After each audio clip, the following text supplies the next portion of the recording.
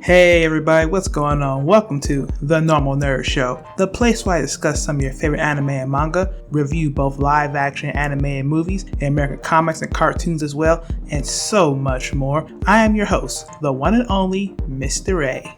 What's going on everybody? Welcome back to the channel. I'm glad you can all be here with me today. And today we're going to be doing something a little different than last time. For today we're going to be doing our first movie review. Now the movie we're going to be reviewing today is none other than the new Mortal Kombat movie. And it's going to be interesting to review this because I originally recorded for this movie before and gave my review upon it. But at the same time I was caught up in a hype around the movie and I kind of got into some heated debates with people about whether the movie was good or not. This caused my first recording to be very biased and it was pretty much me being a snarky asshole, constantly taking jazz at the old movie and insulting people who prefer the older movie over the remake. And I'm not about that on this channel. I'm not some snarky asshole who wants to go around making fun of people's taste in movies, anime, or whatnot.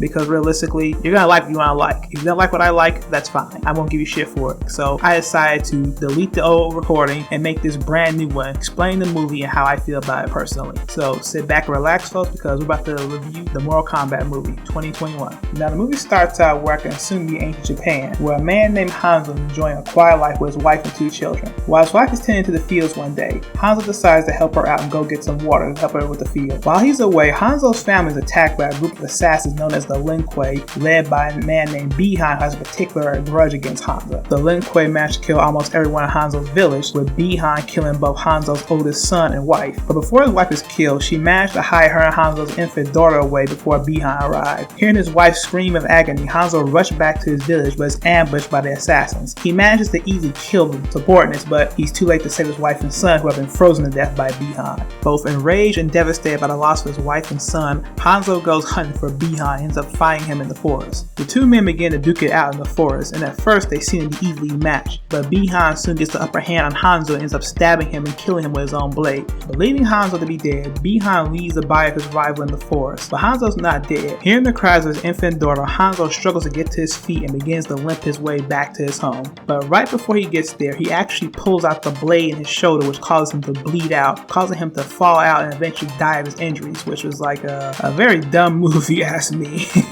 Very dumb, but Hanzo's body soon bursts into flames and disappears. Luckily for his daughter though, the elder god Lord Raiden just so happened to be in the neighborhood and decided to take the young girl to safety. Now fast forward hundreds of years later, we're introduced to Cole Young, a down-his-luck MMA fighter getting ready for a match with only his wife and daughter there to help him. During the match, Cole is actually doing pretty well against his opponent, but a badly timed submission attempt gets him beaten up and eventually tapped out himself. After the match, Cole is approached by one of the attendants who was particularly interested in him. The man reveals himself to be Jax, who is a longtime fan of Cole's, and also questions him about the dragon tattoo on his shoulder. Cole's daughter reveals the tattoo is actually something Cole's born with, like a random tattoo, which catches Jax's interest. Not interested in talking with Jax and actually kind of turned off by all the questioning, Cole quickly gets his daughter out of there and they soon meet up with his wife at a restaurant. The movie then takes us to Outworld where the sorceress Shang Tsung's having a meeting with Bihan, now going by the name of Sub-Zero. Shang Tsung reveals to Sub-Zero that Cole is actually the last surviving member of Hanzo's bloodline and charges him to go after him when in Hanzo's bloodline once and for all. We also learned that Shang Tsung and Outworld have been winning Mortal Kombat tournaments over the last couple of centuries by simply killing the fighters before the tournament actually starts,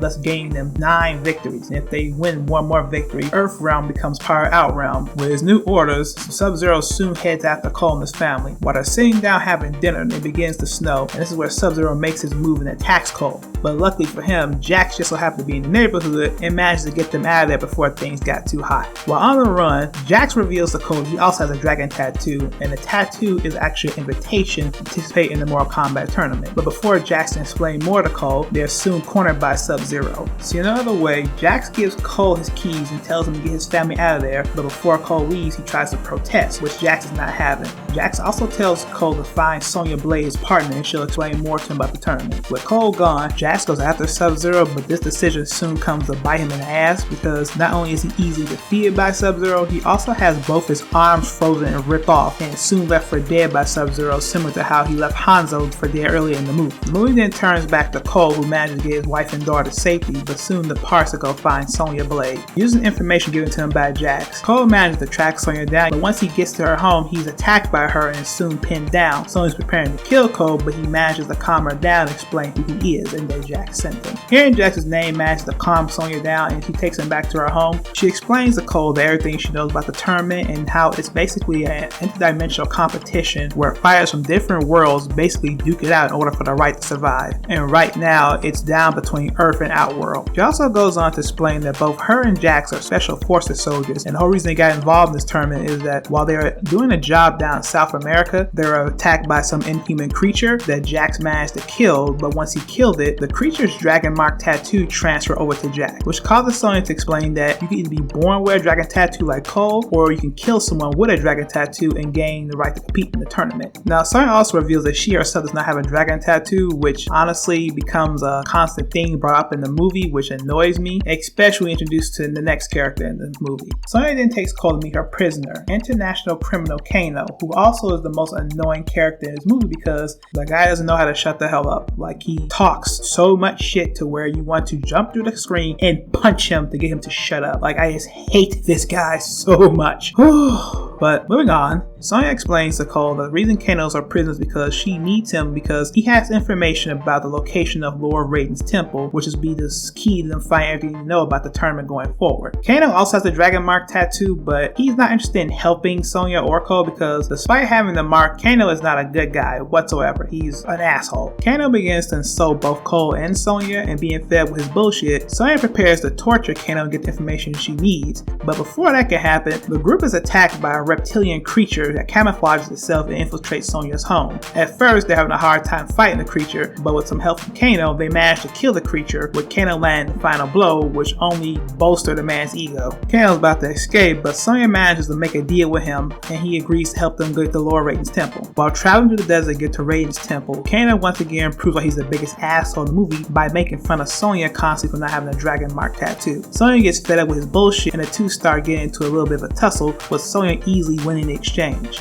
But before the fight could be finished, they're approached by a mysterious man, who Kano decides he's going to prove he's a tough guy to by approaching the man, only to get knocked on his ass by a fireball, shocking the entire group. The man reveals himself to be Liu Kang, a member of Lord Raiden's temple, and he was told by Lord Raiden to go out and find him and bring him back to the temple. Once they get back to the temple, Lord Raiden's less than impressed by Cole and Kano, and completely ignores Sonya for not having a dragon mark tattoo. However, Raiden knows he doesn't have too many options, so he agrees to have Cole and Kano train, revealing that their dragon mark tattoos grant them special abilities that they must unlock in order to properly fight in the tournament. He also forbids Sonya from training because with a tattoo she can't compete, so yada yada yada, more crap about her not having a dragon mark tattoo, which again annoys me. Now while Cole and Kano are preparing to get trained, Sonya discovers that Jax is actually still alive, equipped with two tiny prosthetics, which leaves something to be desired, but she decides that even though she can't compete in the tournament, she'll help her buddy Jax get back in shape in order to help him fight in the tournament as well. But before the training can begin, Liu Kang is attacked by Sub-Zero and then he has his eyes gouged out. Fortunately, before that can happen, he's saved by his cousin Kung Lao, who happens to be the best fighter on the Earth Realm's team, and he manages to kick Sub-Zero across the room using his head as a weapon of all things. Shang Tsung soon arrives at the temple and it appears a battle about to break out between the Earth Realm and the Outworld fighters, but Lord Raiden, not having it in his house, uses his staff to put up a barrier between both the Outworld and the Earthrealm fighters, buying them some time in order to train Cole, Kano, and Jax in order to use their special abilities. Training, as you can imagine, does not go well at all. Cole, Kano, and Jax don't come anywhere near close to activating their special abilities, and the more they fail, the more frustrated Lord Raiden seems to get. But things soon turn around for the fighters. You see, while sitting down having dinner one night, Kano decides to go in on everybody at the table, particularly Jax for his little prosthetic arms. This annoys both Kung Lao and Liu Kang, and they finally decide to put Kano in his place. The two cousins begin to relentlessly insult and demean Kano, which finally causes him to lose his temper, but as a result, he unlocks his special ability, which happens to be a laser beam he can shoot out of his left eye. Much to Kano's excitement and Cole's annoyance, Kano has finally unlocked his special ability, and during training the next day, things are rough for Cole. Not only is he beat up by both Liu Kang and Kung Lao, Kano also gets in on it as well, and this finally breaks Cole's spirit. Cole is contemplating finally leaving and giving up, only for Sonya to try to give him some words of encouragement to keep him going. Unfortunately, Lord Raiden also heard Cole's words, and he decides that Cole's no longer fit to fight for Earthrealm, so he opens a portal back to Cole's home and basically sends him on his way. Sonya tries to protest, but Cole Cole has given up and he decides to head back home to be reunited with his wife and daughter. However, while that's been going on, Shang Tsung recruits more fighters from Outworld in order to fight on his side, but despite having a full team, they still can't get past Lord Raiden's barrier. However, that's where Cabal comes in. Cabal, having a previous history with Kano, decides to meet with him, where he manages to manipulate Kano into switching sides and take down Lord Raiden's barrier by destroying his staff, giving Outworld the opening they've been wanting to attack the Earthrealm fighters. Multiple fights break out throughout the temple, with the Earthrealm fighters being overwhelmed by the Outworld fighters, with the exception of Kung Lao, who manages to kill his opponent, much to Shang Tsung's annoyance. While the battle's going on at the temple, Cole and his family are soon attacked by the six-armed monster named Goro. Cole is no match for Goro whatsoever and is nearly killed by him, if not for his wife interfering. Goro goes to attempt to kill both Cole's wife and daughter, but seeing his family in danger, causes Cole to unlock his special abilities, which turns the bracelet Cole's daughter gave him at the beginning of the movie into a suit of armor with a pair of matching weapons. And with his newfound powers, Cole easily manages to kill Goro, and with his wife and daughter safe, a portal opens back open to the temple, which Cole travels through in order to get back to his friends and help them. Back at the temple, Jack soon unlocks his special abilities as well, which turns his tiny prosthetic arms to two buff cybernetic arms, which greatly enhance his strength, and uses his new ability to throw a pillar off of him and Sonya that nearly crushed them, courtesy of one of the other Outworld fighters. When Cole is finally able to regroup with the rest of the Earthrealm fighters, Lord Raiden steps in and decides it's time for him to get the hell out of there. He opens a portal that leads him to a safe haven, but before Cole can get through the portal, he's attacked by Sub-Zero from behind. Before he can be killed by Sub-Zero, Kung Lao steps in once again and manages to save Cole. Unfortunately, Kung Lao's heroism gets him caught by Shang Tsung. The Earthrealm fighters are forced to watch on in horror as Shang Tsung rips Kung Lao's soul from his very body. Liu Kang wants to go back and try to save his cousin, but he's held back by Cole and the rest of the Earthrealm fighters, and he has to sadly watch his cousin die right before his eyes before he can get through the portal. After reaching their safe haven, the Earthrealm fighters are devastated at how easily they lost to the Outworld fighters, with Liu Kang being particularly sad by the loss of Kung Lao, who is also his only living family member. Cole, on the other hand, is not ready to give up quite yet, and still feels like this fight can be turned around in the Earthrealm's favor. So he comes with a plan to have the Outworld fighters separate from each other while pairing up against the Earthrealm fighters in order to even things out. Now, I'm not gonna lie, this part of the movie kind of made me scratch my head a little bit because it felt like they were trying to give Cole a moment where he steps up and takes charge of the group and pretty much gives them a rousing speech to boost their morale and make them want to get back in the game and fight by delivering this grand master plan. But unfortunately, it doesn't deliver. Cole's plan, while good, it's common sense because when you think about it, the reason the Earthrealm fighters got beaten the last time is because they were taken by element of surprise. Even though they fought the Outworld fighters one-on-one, it was the element of surprise period that caused them to lose. And as far as the way the speech is delivered, it just felt flat. I don't know if it's because of how the actor delivered or if the lines just seem awkward and clunky, but I just feel like that scene could have been a lot better than what it was. But I appreciate them trying to give Cole like a hero's moment, I guess you can say.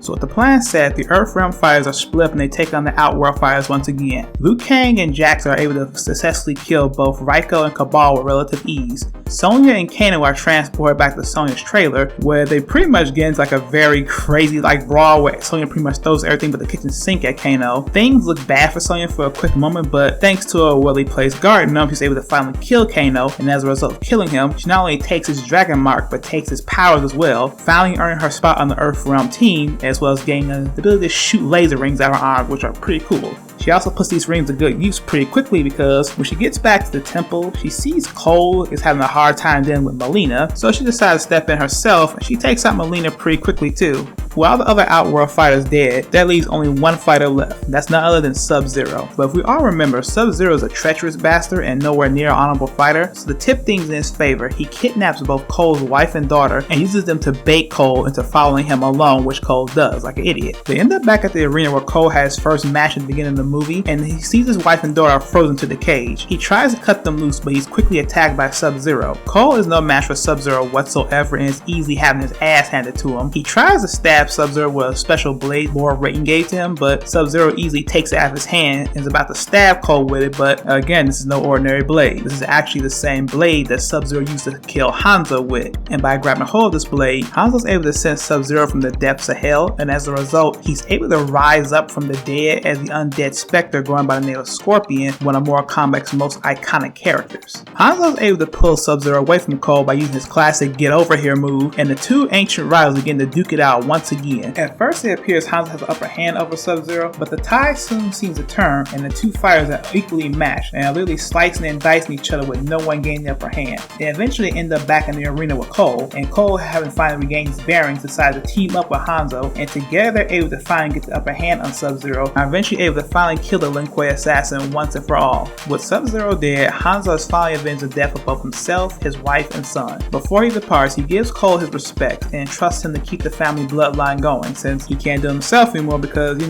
dead and all that. And with that, he disappears in a flash of flames. Raiden and the rest of the Earth Realm fighters soon show up as well, and they tend to Cole and his family. Feeling that they finally have victory, the fighters begin to celebrate. Unfortunately, the celebration is spoiled by Shang Tsung, who shows up and starts doing a classic villain monologue. However, Lord Raiden's not in the mood for it, so he bashes his ass back to Outworld. Raiden soon admits to his father he's proud of them for what they've accomplished, but he also points out that they are not ready to fight in the tournament quite yet, so they must train even harder in order to be prepared for the actual tournament when it comes, as well as fill the spots left by Kung Lao and Kano. The movie ends with Cole giving up a professional fighting once and for all, embracing his new path in life, and prepares to head to Hollywood to recruit their brand new fighter, a man by the name of Johnny Cage. And that's the Mortal Kombat 2021 movie, everyone. Now, my personal thoughts of this movie is that I thoroughly enjoyed it. I will admit it's not a perfect movie whatsoever, but if it's anything, it's entertaining. Honestly, I will take an entertaining movie any day over a movie that tries to be pretentious and preachy, which is what a lot of movies try to be these days, and I'm not about that whatsoever. And I've heard a lot of people complain about this movie, saying it's a dumpster fire and saying it's horrible, when in reality it's really not that bad. Again, I will admit it's far from perfect, and there are parts of the movie I felt like were flat or just didn't seem right, but as a movie as a whole, I think it is very enjoyable. To be honest, I think the people who are shitting on this movie are just people who are just hating on it just to hate on it, or people who prefer the original movie compared to this one, so they're gonna take a chance to take a shit on it, or it's just people who are hardcore video game fans just mad that the movie doesn't tie into the video games, which is like, at this point, I honestly think people should suspect that any major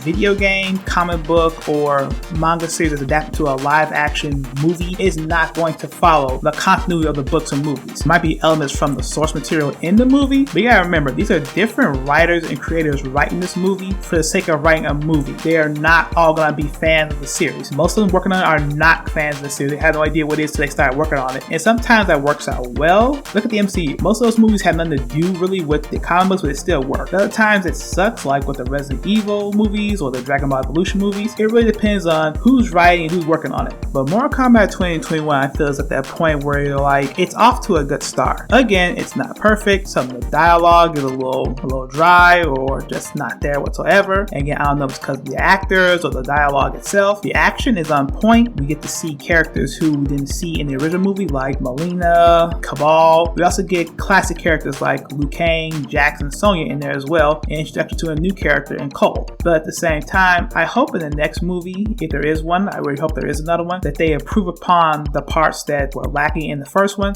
as well as bring in some new stuff as well to push the series further along. And that's my honest opinion of the Mortal Kombat 2021 movie, everybody. I truly hope you enjoyed this video. I hope you go watch it for yourself and give your opinion. If you have seen the Mortal Kombat 2021 movie, comment down below. Tell me what you thought about it. I like to talk to other people about this as well. And before you go, don't forget to like the video and subscribe as well if you're new. And until next time, everybody, this is Mr. A signing out. Latest.